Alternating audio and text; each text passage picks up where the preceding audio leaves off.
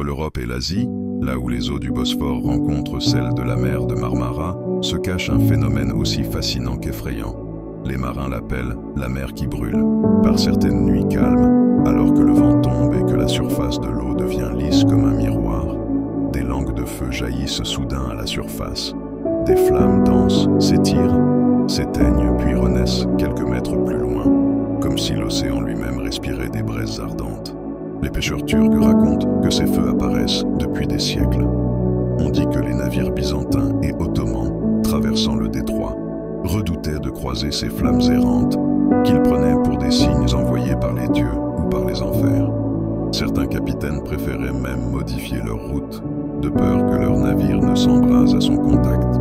La science moderne explique ce mystère par les émanations de gaz naturel qui s'échappent du plancher marin. Quand ces bulles atteignent la surface, il suffit d'une étincelle, un éclair lointain, une flamme provenant d'un bateau, pour que l'eau s'embrase comme un miroir d'huile. Mais pour ceux qui assistent à la scène, l'explication importe peu, car voir la mer s'enflammer reste une vision irréelle, presque apocalyptique. Certains habitants de la région murmurent une légende plus sombre.